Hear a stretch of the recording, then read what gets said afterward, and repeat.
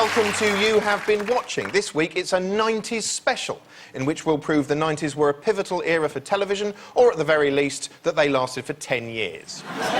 Throughout the 90s, Noel's house party was huge. The groundbreaking NTV strand saw Noel click his fingers and bingo. An unsuspecting member of the public suddenly appeared, blinking and confused, on national TV, a style subsequently honed into a successful career by Fern Cotton. There was something for everyone in the 90s. I spent much of the decade avidly watching changing rooms until the Topshop security guards found my spy hole. The decade also saw some programmes coming to an end. Jim Will Fix It was cancelled in 1994, so he did eventually get my letter. In 1995, Jim Davidson took over presenting the Generation Game from Bruce Forsyth, which made sense when you consider the principle of the game is that first you watch an expert showing you how something should be done before an embarrassing idiot steps up to make a total bollocks of it. But for me, the 90s will always be the decade where I really got into cold feet, which is why I lost my job at the mortuary. Anyway, joining me tonight are Jack Whitehall, Phil Duputus and Victoria Curran. Throughout the 90s, Saturday night TV was dominated by Noel's house party, but we won't be making jokes about that tonight. Let's face it, it's just too soon and too raw for many of us. Instead, we're examining You Bet, which was one of ITV's biggest hits. You Bet was frothy and feel-good, ideal entertainment for a more innocent age before the nightmares of 9/11, swine flu and the second Transformers movie spoiled everything. In case you've forgotten, it looked like this. Throughout the 90s, You Bet dominated the Saturday night TV schedule like a glittering obelisk. It starred the insanely effervescent Matthew Kelly. Place your bets now, please! Each episode began with a bunch of brilliant TV personalities skipping in through the audience and indulging in a bit of amusing banter with the host. Oh, don't sit on me, yes, no. I'm sorry. Linda. Thus assembled, the panel placed bets as ordinary members of the public undertook a series of bizarre stunts and challenges. Often these were psychotically nonsensical rituals they'd spent their entire lives perfecting. A Webb Whippet 10-inch, 1955. Yes, it is! It was a bit like Britain's Got Talent, really, except the panel seemed authentically nice, and the talents on display were truly left-field and compelling. And you didn't have to sit through a VT before each challenge in which the contestant broke down and said they were doing it for their dead dad or something. No, it was good, clean, unhistrionic fun. Well, maybe not good, but it was clean and it was fun, and we are going to talk about it now. Yeah, you bet we are. Rover 400. Yes.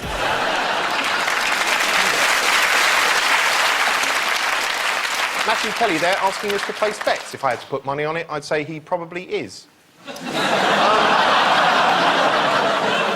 The expertise is so weird. Like, that last one that we just saw, was that guy's expertise was spotting silhouettes of cars. So he was like an expert dogger that could just see any car, tell you which one it was and which sex act was going on inside it. We're going to put a couple in the back of a car, and from the sound of the squeaking, this man can identify the car. I will tell you the weight of the man.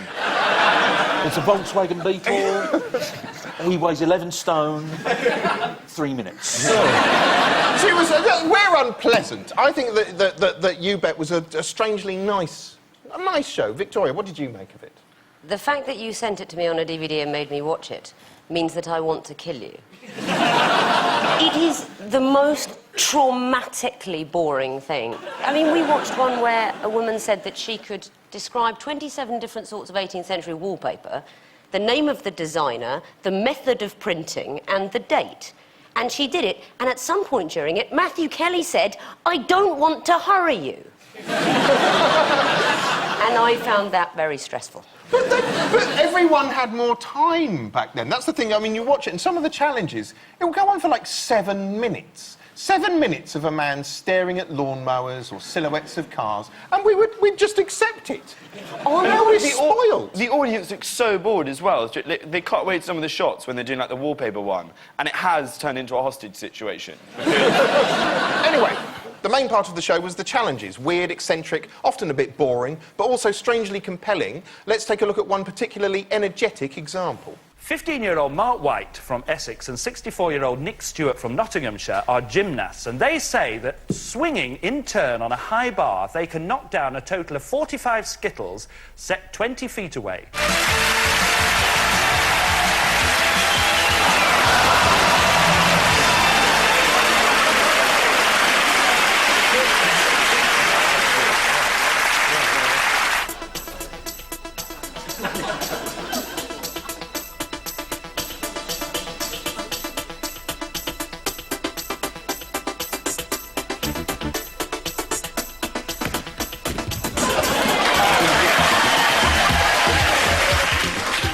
Need two.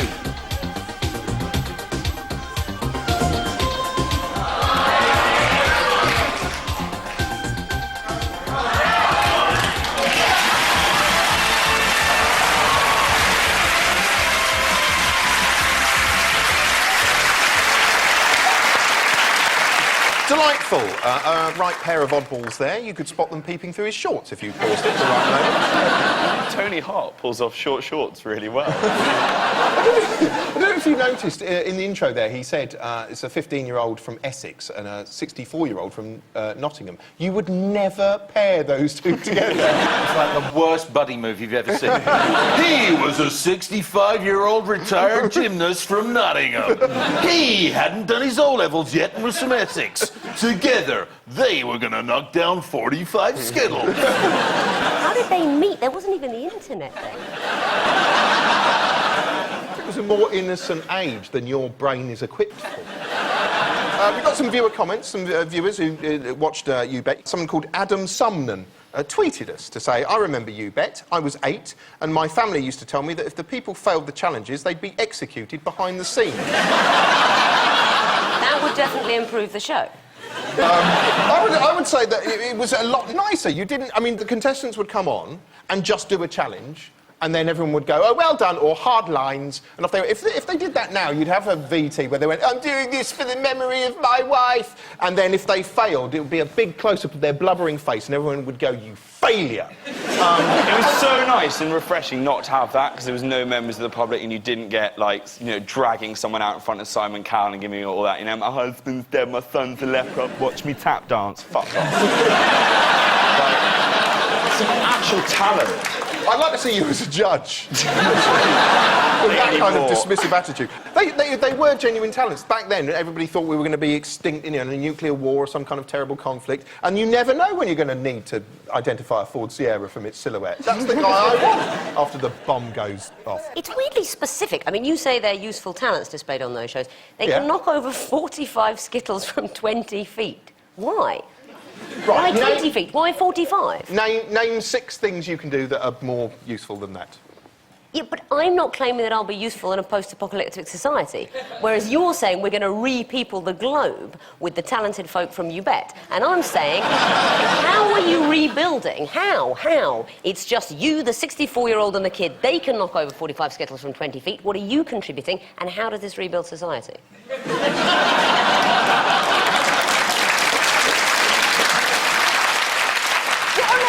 Something I liked is that the challenges are completely arbitrary, because, I mean, the contestants set them themselves. They go, oh, yeah, I reckon. So I could go on and go, oh, yeah, I reckon I could work out who the murderer is in an episode of Quincy in just about under an hour. I'd do something like, I'd see if I could kick Piers Morgan down the steps of a lighthouse in 3 minutes. No, the real trick will be then kick him back up again. That's where the fun starts. Now, OK, one of the main selling points of the show was playing along at home, so we're going to do that right now. This is Richard Patton, stern and serious looking. He claims he can correctly state the number of letters in a newspaper headline after glancing at it for just 3 seconds. Now, do you think he's got the nerve to pull it off? Place your bets. I reckon he'll do it. He looks driven. OK, so that's a yes from Jack. Phil? I tend to find that the more absurd the skill, the more likely they're able to do it. Mm-hmm. Where is the fun in a bloke getting it wrong 50 times on You Bet? A bloke coming on and going, 17? No, that's wrong. 23? No. 84? No. No, of course he'll do it. Of course he'll do it. Victoria. Yeah, he'll do it. OK, let's see how he does. This will be the most nail-biting thing you'll see all year. OK, could we have the first headline, please? 18. That's right. Next. 17. Correct. And the next one, please. 19. Well done. And the next. 30. Well done. Next, please. Good. 31. Well done. The penultimate one, please. Good one. 12. And the last one, please. 27. Well done!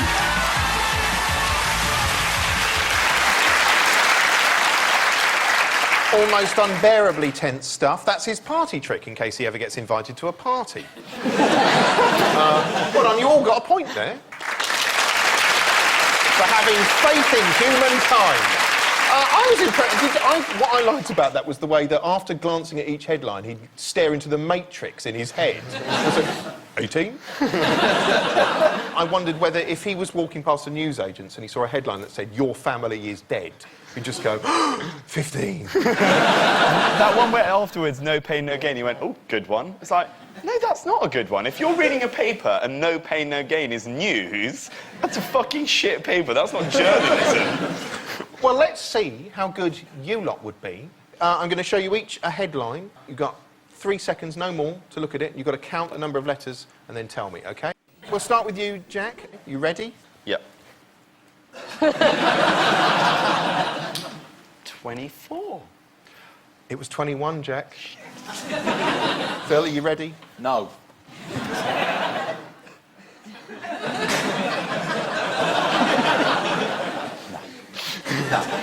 No, that man's a freak. You need to kill him. Have a guess.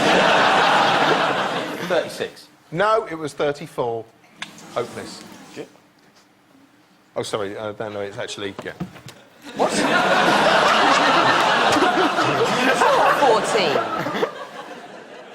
14. 18. I'll give you a point for that. Yes, that's right. Robot!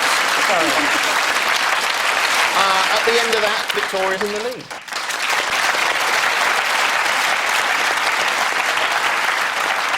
Do join us after the break when we'll be looking at some of the 90s more sexually charged moments. Yes, nudity after the break. You'll be back for that, you animal.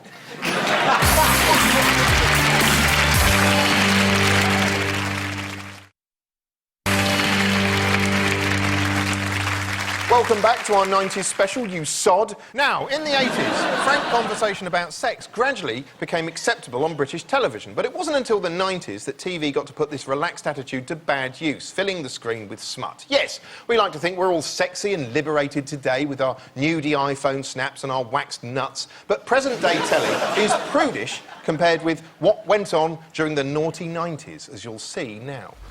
As the 90s began, instead of going online for explicit thrills, you had to rely on home videos like The Lover's Guide, a groundbreaking real sex educational extravaganza. Meanwhile, on TV, we were enjoying less graphic yet grittier daily male-baiting dramas like The Buddha of Suburbia and The Chamomile Lawn, which shocked audiences with its unabashed nudity and erotic dialogue. I've got an erection. I want to poke it into you. ITV, meanwhile, was making soft-focused gold blend romps such as The Cheeky Riders. Oh, cheeky. Even BBC costume dramas got sex fever, with racy productions like Lady Chatterley starring Jolie Richardson and Mr Bean, Mr Sean Bean. There was also a famously steamy Pride and Prejudice adaptation in which Colin Firth and the nation's ladies had a contest to see who was wettest. Mr Dawes? Gay sex also got a look in with frank depictions of testosteronific romance in both This Life and Queer as Folk. Get a room. Oh, you've got a room. All right. As you were. Sorry. As the decade wore on, a load of pointlessly sexy programming such as titty-apocalyptic docusoap Ibiza Uncovered appeared, which single-handedly put everyone in the country off sex for 8 years. Can't imagine why. We are the best folks in Ibiza.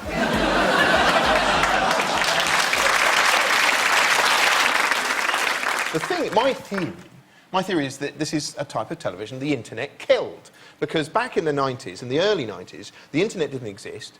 You couldn't go and see filth anywhere. So there was a market for it. There was a sort of appetite for it on television. No, so, exactly. You sat embarrassed with your parents in the next sofa watching people hump on screen. That's all gone now. That was the flaw. That was the flaw, was you had to sit watching it with your parents. No sick porn website would make you do that. Click here and get your mum to sit next to you. Now hit play.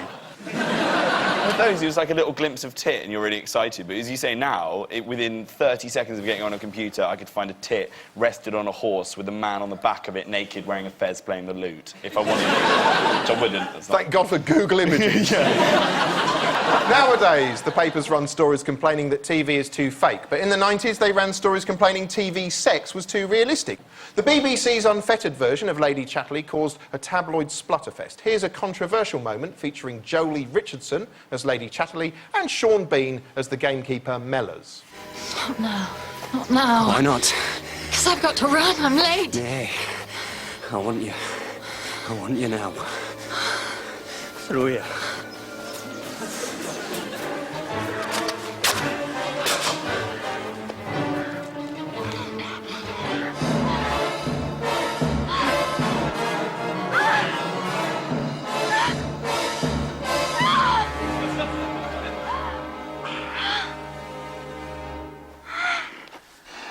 We come off together that time. It's good when it's like that. Passionate and urgent stuff with loud orchestral backing there from the London Pornographic Orchestra. They both came off together at the same time, which means I won by about a minute. Although, I now know what my skill will be for You Bet. I can fuck someone against a tree, blindfold, and identify the tree. I find that, don't you think, much ruder than porn? Because porn... You haven't seen some of the porn that fellas emailed me. There was an episode where, you know, she's topless and he's sucking her tits. And you think... Oh, say that again. But,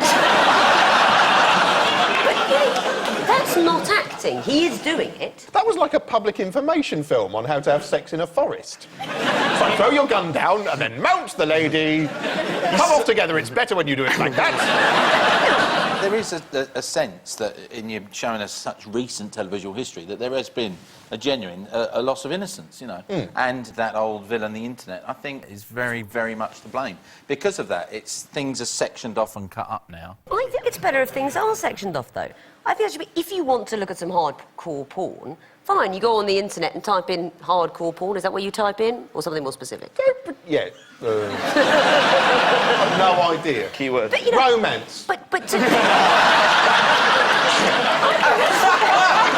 Extreme romance.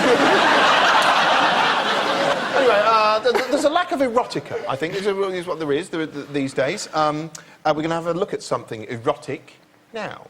Don't worry, I'm not going to stand up. The soft-focus ITV adaptation of Jilly Cooper's Riders was perhaps the most unerotic piece of erotica ever made. The main character was show jumper Rupert Campbell Black. He's such a glowering cad. Women just don't know whether to sleep with him or call him a bastard and then sleep with him. Let's take a look. Wow. You naughty boy. Yes. Well, that's what all my teachers said. Cheers.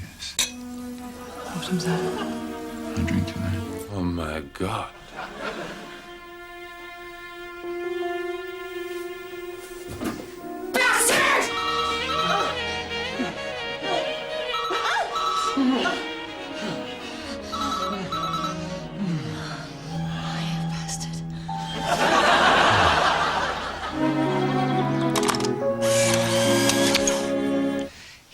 Bastard, you absolute bastard!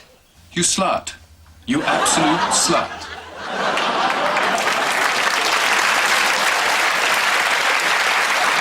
Wonderful.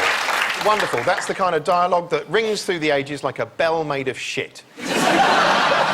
What is it about posh people having sex? Have you heard posh people having sex? Hello, hello, hello, hello. Bracket! They'd say things like, oh, that's most admirable.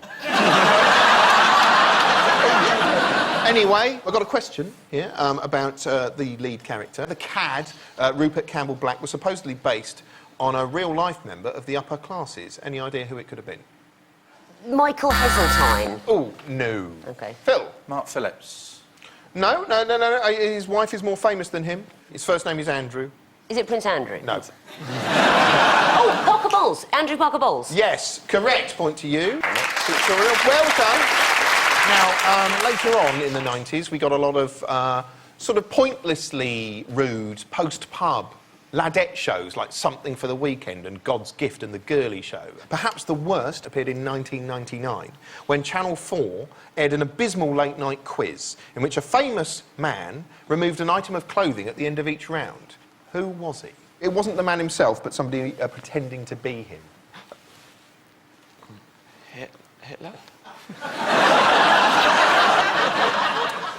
Elvis. Yes, yes, it was. We'll show you it now. I must warn you, this is gruesome, gaudy, depressing, and a little bit dicky. Naked Elvis! Time has come where the man himself is going to get completely bare-ass naked!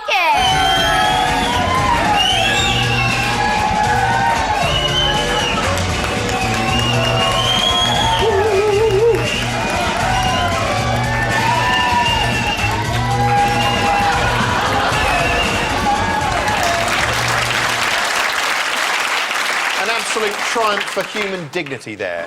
TV should, of course, educate, entertain and inform, or failing that, just show us a man windmilling his dick around for no reason whatsoever. Because it's easy to think now, God, TV is as gaudy and it's never been as horrible as it is now. And you see that was 10 years ago. That would just not go out, I think, anymore on Channel 4. Would you be surprised to switch on and see that? Depends what you were watching. If it was CBeebies, then yeah.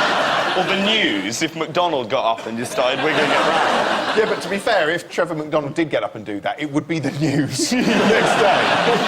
They have to show it. Finally. So, moving on. At the beginning of the 90s, the only bit of explicit filth you could legally get your hands on was called The Lover's Guide. And it was a multi-million selling educational video that featured real sex in it. It was also biologically grim in places. Now, the producers have decided it's too explicit to broadcast. Here's a section. We can show it to our guests. We're going to cut away when it gets too hot for TV.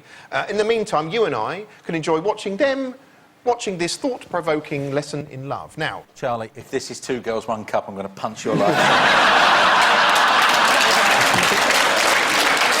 No, this is a genuine educational sequence from The Lover's Guide. Are you ready? Eyes locked on the screen, please. I'm sat next to a lady. I feel a little bit... You enjoy yourself. Your time starts now.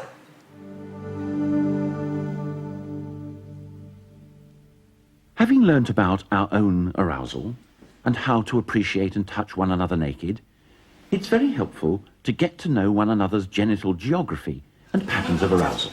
Insert a finger into the vagina and feel its walls. They're wet and crinkly. Push your finger in a little more until you come across something that feels like the tip of your nose. This is the woman's cervix, or neck of the womb. A man's genitals are easy to see, though many women haven't taken the trouble to have a detailed look. Start with the penis itself first, because it's the most obvious. Pull back the foreskin, if the man has one, to reveal the glands or head. A man's G-spot is centered in his prostate gland, which can be reached by inserting a well-lubricated finger into his anus. After these exploration sessions, take time, either then or later, to share what you've discovered. What was new? What surprised you? If necessary, go back and repeat any of this.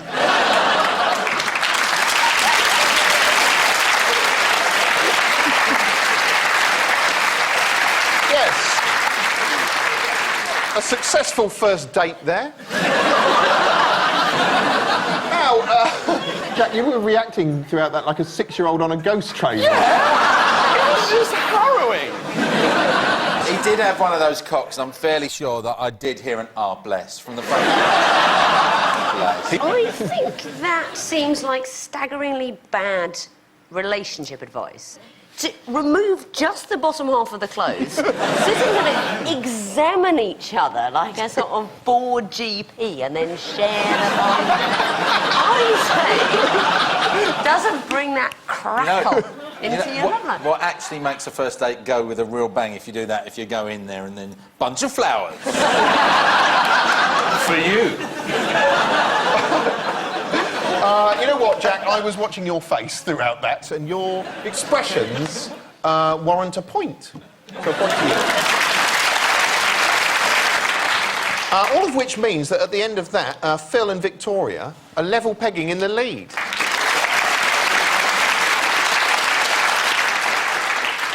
Now, in these heady days of 24-hour Wi-Fi connectivity and red-button hijinks, it's easy to forget that not so long ago, the pinnacle of interactive television was phoning a TV show on a telephone with a twirly cord and a receiver the size of a dog's limb. Incredibly, this formed the basis of an entire programme. It was called Ring My Bell, and it was ahead of its time in that it should have gone out at 4 a.m. when no one was watching. Here it is. Ring My Bell was an electrifying and pioneering experiment in interactive television, disguised as a festival of mundanity in which viewers rang up to talk to random celebs. The show was hosted by early 90s TV fixture Laurie Pike, who was chiefly famous for her kooky D-light dress sense and her catchphrase, which consisted of her saying hello, then stating her name. Hello, I'm Laurie Pike, and it's time to ring my bell. Better than end of the show, I suppose. Each episode featured a row of decorated booths containing stars, from the outrageous and shocking... We have the artist Andre Serrano. He works with menstrual blood, semen, and the Ku Klux Klan. ...to the politically earnest... The whole world needs revolution. ...to the scorchingly sensual. The criteria for building roads and building railways is different, and it's slanted in favour of the road network. Is it hot in here, or is it just me? Of course, the inherent problem with the format was that the director cut to whichever booth featured the most interesting conversation, although since the show was live, that meant in practice you cut to a booth in which something interesting had just finished happening, leaving the viewer to mop up the conversational dregs. But the actual, I mean, you yourself... Still, whichever way you cut it, this was groundbreaking TV. Although by groundbreaking, we mean literally digging a hole in the ground. I thought we were going to have a nice, sensible conversation, but we haven't, have we? Goodbye. Goodbye.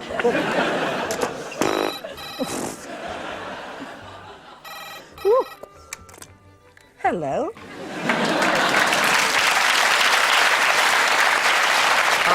Ring My Bell is a type of show you just sort of don't get anymore. You simply wouldn't get something that dull, I think, these days. It's a good idea for a show, though, actually. I mean, done appallingly badly because of the people they chose and the way they filmed it.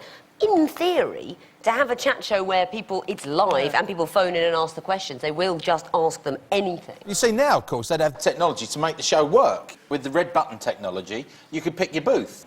I'd have tuned into the Mary Whitehouse show and just listened to her booth all night, because it just would have been people going, ridiculous. Hello, is that Mary Whitehouse? Yes, love, yes it is. Mary Whitehouse of the National Viewers and Listeners Association. Yes, love, it is. Fuck up! That 40 times. OK.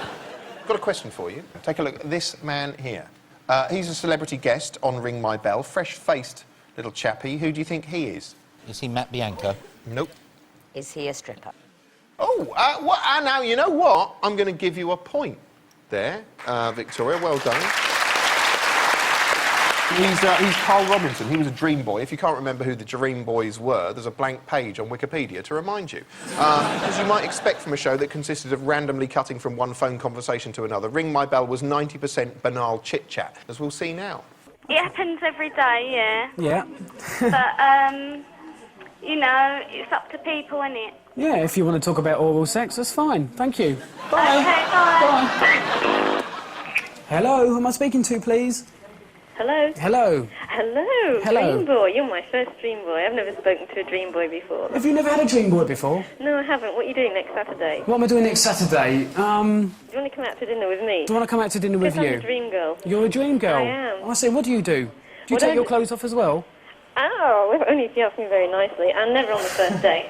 Only if I ask you very nicely. Oh, my God. What do? I'm an aromatherapist. You're what? Aromatherapist. An aromatherapist? Yeah. Oh, I see. Very interesting. All those nice aromas.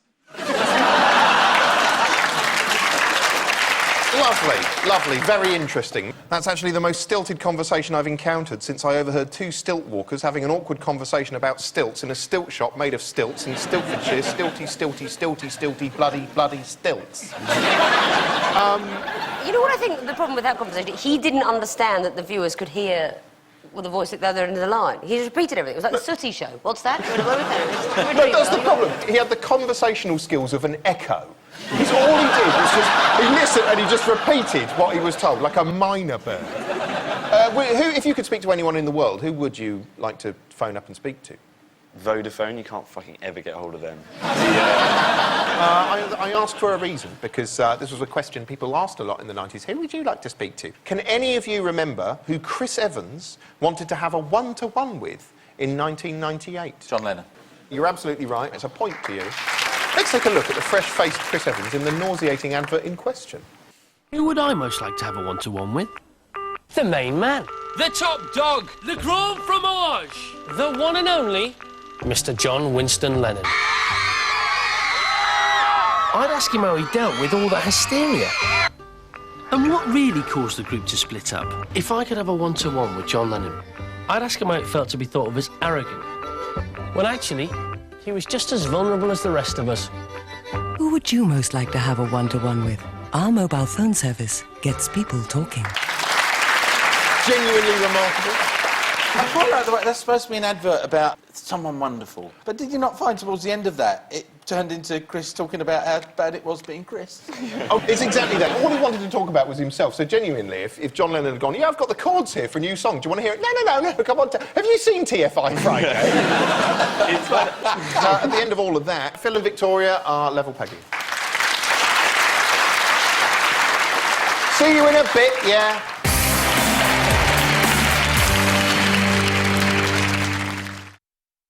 Welcome back, you. Now it's time for a final 90s TV quick-fire round. No more laughter. Let's have a suitably 90s noise to kick us off.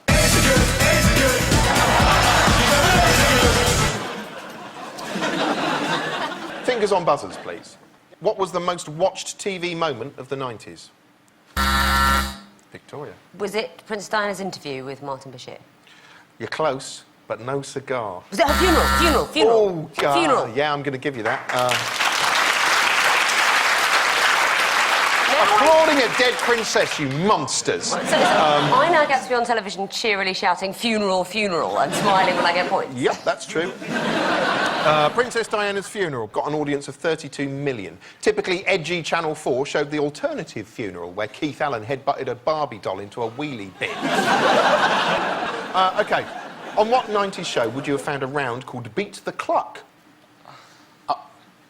Jack, you're straining there. Because I didn't know any. Because you were 4. Yeah. Beat the Clock sounds like it might have been one of the shows that I watched, like a children's show. Can we have a Chuckle Vision one? You can't request questions. It's got animals in it. Pets win prizes. Yes! It was, of course, Pets Win Prizes. It was a particularly nail-biting round, Beat the Cluck, as we'll see now. Here we go, 30 seconds. You're in charge of the timing there, Terry. Yeah. 30 seconds to remain absolutely silent. Starting from now.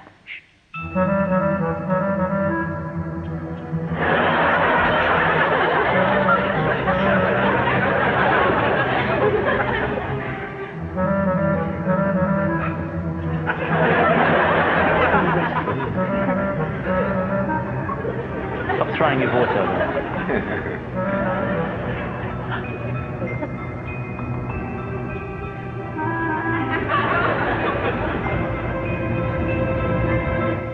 30 seconds.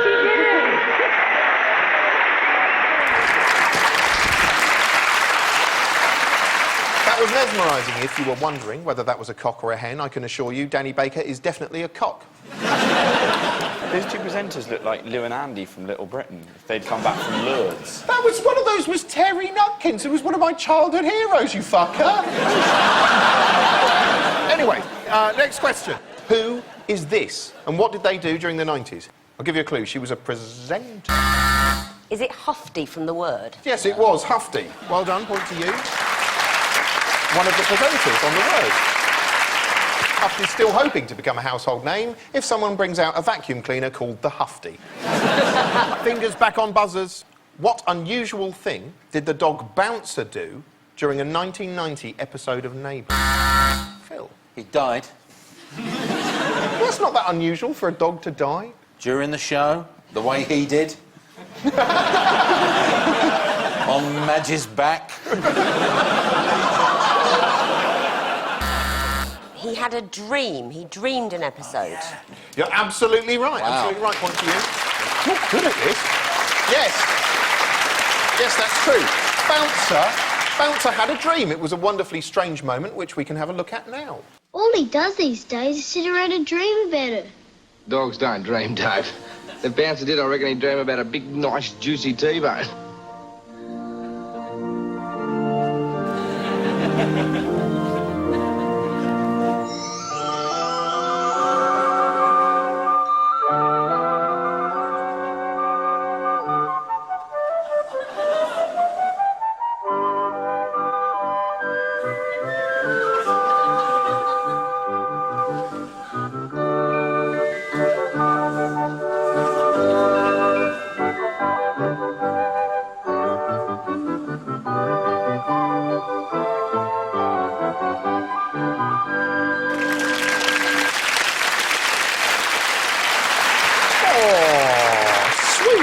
That was sweet, and also the most realistic scene Neighbours ever broadcast. End of the show! End of the show! Well, at the end of the show, I can reveal that Victoria, well done, Smarty Pants, you've won. Well done!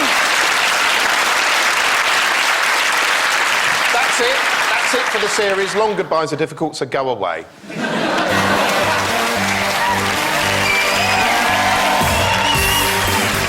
Charlie gets his claws out again for 8 out of 10 cats, with Jimmy Carr coming up next on 4.